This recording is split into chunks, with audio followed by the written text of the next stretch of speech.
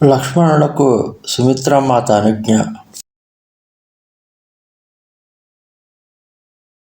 మాగహు బిద మాతు సనజాయి, ఆవహు బేగి చలహు బనబాయి, ముదిత బయేసుని రఘుబరబాని, బయేవు లాభబడగయి బడిహాని, హర్షిత హృదయ మాతు పహ్యాయే, మనహు అంద ఫిరి లోచన పాయే, జాయి జననీ పగ నాయు మాదా, మను రఘునందన జానకి సాదా, పూచే మాతు మలిన మన దేఖి, లఖన కహి సభ కథా విశేషి, గయి సహామి సుని బచన కటోరా, మృగి దేకి దవజను చహువోరా, లఖన లెకావు బ అనరద ఆజు, ఏహి సనేహ బస కరబ అకాజు, మగత బిదా సభయ సకుచాహి, జాహి సంగ బిది కహి కినాయి. సోదరా, నీవు వెళ్ళి తల్లిగారి అనుజ్ఞను తీసుకుని రమ్ము, త్వరగా వనములకు వెళ్ళుదుము అని అన్న రఘునాథుని పలుకులు విని లక్ష్మణుడు సంతసించెను. గొప్ప సంకటము తొలగి ఎంతో లాభము చేకూరినట్లు అతడు హాయిని అనుభవించెను. అందునకు చూపి వచ్చినంత ఆనందముతో అతడు తల్లి సుమిత్ర కడకు చేరెను. ఆమె పాదములకు ప్రణమిల్లెను. కాని అతని మనస్సు రఘుకులానందప్రదుడగు శ్రీరాముని పాదముల మీదను, జగజ్జని అయిన జానకీదేవి చరణ కమలములు ఎందును ఉండెను. చింతాకులుడయ్యున్న లక్ష్మణుని కాంచి సుమిత్ర కారణమడిగెను. లక్ష్మణుడు జరిగిన కథ ఎంతయో తెలిపెను. లక్ష్మణుడు తెలిపిన కఠోరమైన వనవాస వార్తను విని అడవిలో నలువైపులా అగ్నిజ్వాలలు చూచిన లేడి వలె ఆమె భయకంపితమయ్యెను. వాత్సల్య కారణముగా తల్లి తన కోరికను కాదనుననియు అనర్థము వాటిల్లుననియు లక్ష్మణుడు భావించెను. కనుక అనుజ్ఞుటకు వెనకాడెను. మనస్సులో, భగవంతుడా, వనములకు వెళ్ళుచున్న శ్రీరాముని అనుసరించుటకు తల్లి అనుమతించనో లేదో అని ఆందోళన చెందెను. సంబుజి సుమిత్ర రామసియ రూప శిశువులు సుబావు, నృప సనేహులకి దునేవు సిరు, పాపిని దిన్హ కుదావు. సుమిత్రాదేవి శ్రీ సీతారాముల రూపములను, సౌశీల్యమును, స్వభావములను తలుచుకొని అట్లే రాజునకు వారిపై గల ప్రేమను, రాగములను కూడా స్మరించి తన తల బాదుకొనుచు కైకేయి ఆయువు పట్టుపై పెద్ద దెబ్బ కుట్టినది అని తలచెను. ధీరజ ధరేవు కు అవసర జాని, సహజ సహృద జోలి మృదుబాని, తాత తుమారి మాతు బైదేహి, పితా రాము సభ బాతి సనేహి, అవధ తహ జహ రామ నివాసు, తహయి దివస్ జహ భానుప్రకాశ్, जो पैसी राम बन जाहे, अवध तुम्हारा काज कच नाहे, गुरुपित मात बंधु सरसाये, सेयाही सकल प्राण की नाई, राम प्राण प्रिय जीवन जी के, स्वार्थ रहित सका सब ही के, पूजनीय प्रिय परम जहते, सब मानिया ही राम के नाते, असजिय जानी संग बन जाहु, लेहु तात जग जीवन लाहु. సహజముగా మంచి హృదయము గలది అగుటచే సుమిత్ర అది శోకమునకు తగిన సమయము కాదని గ్రహించి ధైర్యము వహించి మృదు వచనములతో ఇట్లనెను. నాయనా, వైదేహియే నీకు తల్లి, ప్రేమ స్వరూపుడైన శ్రీరాముడే నీకు తండ్రి. రాముడున్న చోటే అయోధ్య. సూర్యుడు వెలుగొందుచున్న సమయమే పగలు. నిజముగా సీతారాములు వనవాసమునకు పోవుచున్నచో నీకు అయోధ్యలో పనియే లేదు. గురువు, తల్లిదండ్రులు, సోదరుడు, దేవతలు, ప్రభువు వీరందరినీ ప్రాణతుల్యముగా భావించి సేవించవలను. కానీ శ్రీరామచంద్రుడు ప్రాణముల కంటెనో ప్రీతిపాత్రుడు, అందరికీ ఆత్మ అయినవాడు, నిస్వార్థ మిత్రుడు. శ్రీరాముని ఎడ భక్తి శ్రద్ధలు గలవారు ఈ ప్రపంచమున అందరికీ పూజ్యులు, పరమ ప్రియులు. దీనిని మనసులో నిలుపుకొని అన్నతో నీవును వనములకు వెళ్ళుము. ఈ జగత్తులో నీ జన్మను సార్థకమనర్చుకొనుము. బూరి బాగా బాజను బయేహు, మోహి సమేత బలి జావు, జో తుమ్హారే మన చాడీ చలు, కీన్హ రామ పదటావు. కుమారా, నీ చిత్తము సర్వదా శ్రీరాముని చరణములకు నెలవగుట వలన నీవు ఎంతో భాగ్యశాలివి. నీకు తల్లినగుట వలన నేనును మిక్కిలి అదృష్టవంతురాలను. నీ రామభక్తికి నివాళులర్పించుచున్నాను.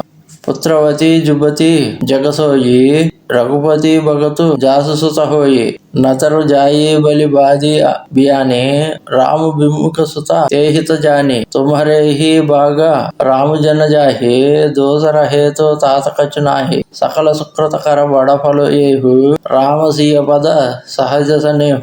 రాగరోషు ఈర్షా మదమోహు జని సపనేహు ఇహకే బసహోహు సకల ప్రకార వికార బిహాయి మనక్రమణ వచన కరేహు సేవకాయి తుంహ కహుబన సభ భాతి సుపాసు సకపితు మాతు రాము సియజాసు జయహీన రాము బన అహహి కలేసు సుత సాయి కరేహు ఇహహి ఉపదేశు. శ్రీ రఘునాథనకు భక్తుడైన పుత్రుని కన్నా స్త్రీయే నిజముగా పతివ్రత.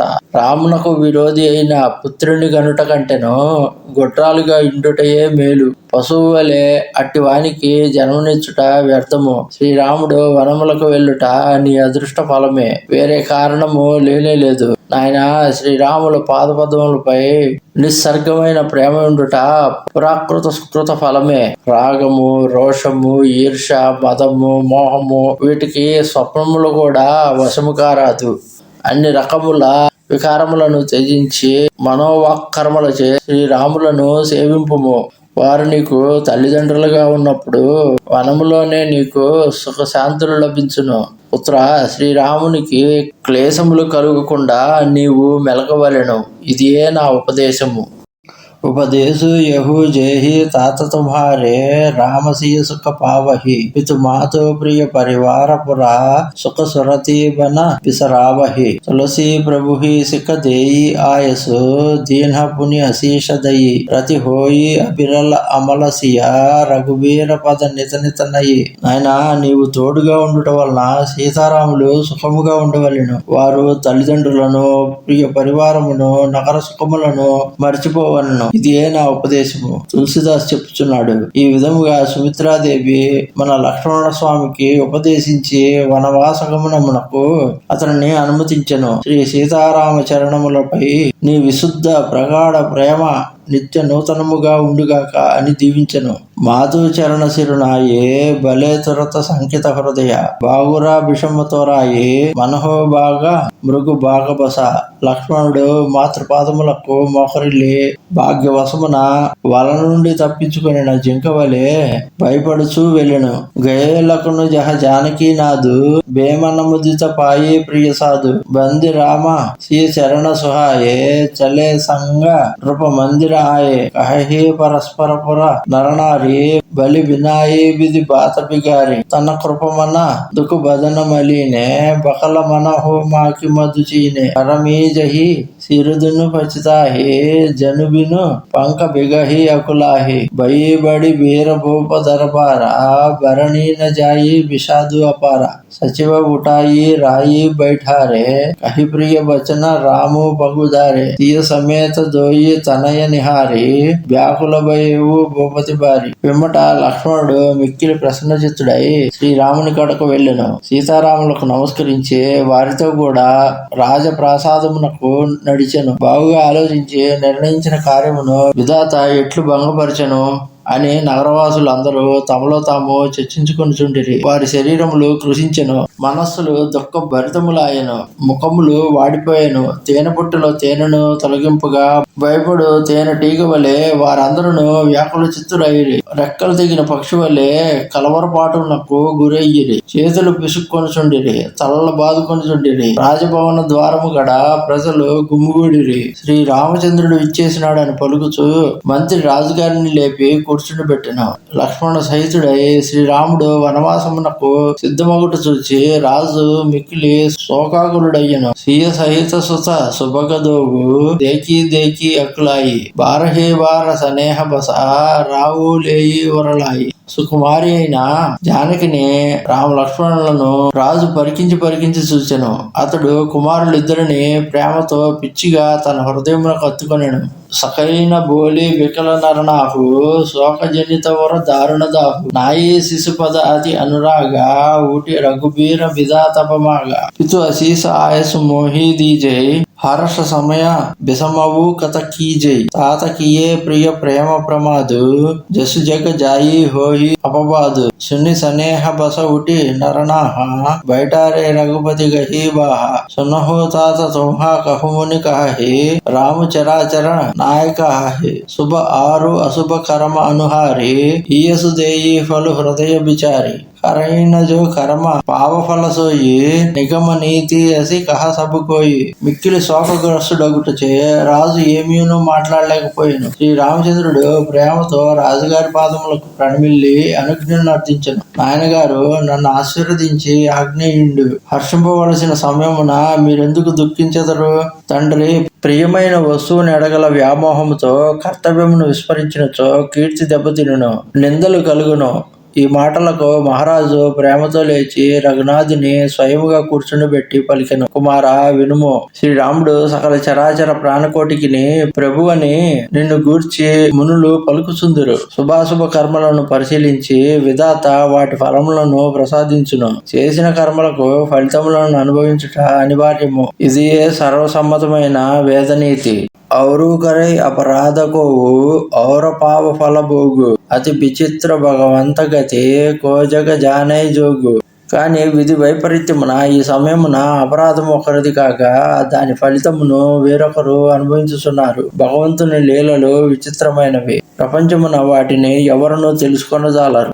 రాయ రాయ రాకన హితలాగి బహుత ఉపాయి కియే జలు త్యాగి లకి రామరక రహతన జానే ధర్మ దురంధర ధీర సయానే తవ నృపసీయ లాయే వరలీన్హే అతి హిత బహుత బాతి సికి దీన్హే కహి బనఖేదుక దుసహ సునాయే సాసు సుసుర పిత సుఖ సముజాయే సీయమను రామచరణ అనురాగ గరుణ సుఖము బిను విషమున్నలాగా ఔరవు సబహి సియ సముజాయే కహి కహి బిసిన విపతి అధికాయి సచివ నారీ గురు నారీ సయాని సహిత సనేహ కహి మృదుబాని తుంహ కహు తోన దీన్హ బనబాసు కరహు జో కహి ససుర గురు సాసు. శ్రీరాముని ఆపుటకు దశరథుడు నిండు మనస్సుతో అనేక విధములుగా ప్రయత్నించెను. కానీ శ్రీరాముడు ధర్మనిరతుడు, ధీరుడు, బుద్ధిమంతుడనియు తాను ఎంతగా ప్రయత్నించను అతడు తన దృఢ నిశ్చయమును